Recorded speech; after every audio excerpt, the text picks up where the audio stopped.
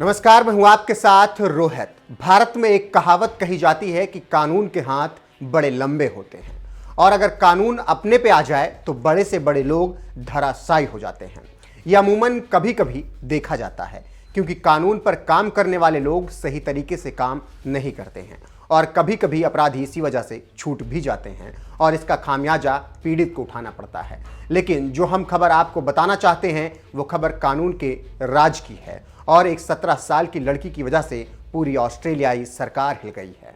जी हां, ऑस्ट्रेलिया में भारतीय मूल की 17 साल की क्लाइमेट एक्टिविस्ट अंजलि शर्मा विश्व मीडिया की हेडलाइन बनी हुई हैं। शर्मा ने इस साल मई में जलवायु परिवर्तन से बच्चों के भविष्य को लेकर सवाल उठाए थे और ऑस्ट्रेलियाई सरकार के खिलाफ FIR किया था और उसी केस में अंजलि को सफलता मिली है।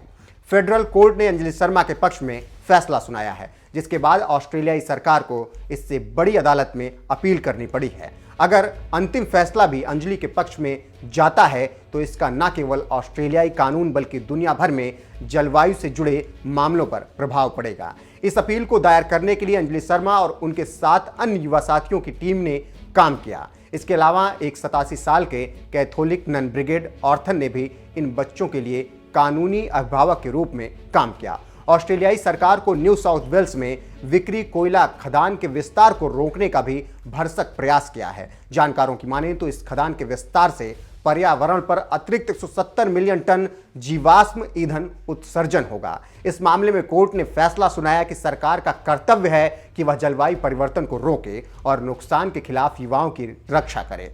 जानकारों की माने तो यह दुनिया में पहली बार है जब ऑस्ट्रेलियाई कोर्ट ने बड़ा फैसला दिया है, लेकिन कोर्ट ने खदान के विस्तार को रोकने के लिए उन्हें स्टे ऑर्डर नहीं दिया। जज ने कहा कि अदालत के पास कोई सबूत नहीं है। इसके बावजूद सितंबर में ऑस्ट्रेलियाई सरकार ने विक्री कोयला खदान के विस्तार को मंजूरी दे दी। यहां पर खबर देते चलें कि इतना ही नहीं, सरकार ने 3 और कोयला खदानों के विस्तार को हरी झंडी दे दी है। अब अंजलि शर्मा ने ऑस्ट्रेलियाई सरकार के इस फैसले के खिलाफ अपील कर रही हैं। उन्हें उम्मीद है कि कोर्ट इस मामले में जल्द ही फैसला सुना सकता है। शर्मा के पक्ष से कोर्ट में पेश होने वाले वकील की माने तो सरकार ने विक्री खदान को मंजूरी देने के पीछे बेहद खराब तर्क दिया है। अब हम बताते हैं कि कौन है अंजलि शर्मा। अंजलि शर्मा का जन्म उत्तर प्रदेश की राजधानी लखनऊ में हुआ। जब अंजलि 10 महीने की थी तभी उनके पेरेंट उन्हें ऑस्ट्रेलिया लेकर चले गए। वहीं पर अंजलि की परवरिश हुई। अंजलि 2017 से ही क्लाइमेट चेंज के खिलाफ काम कर रही हैं।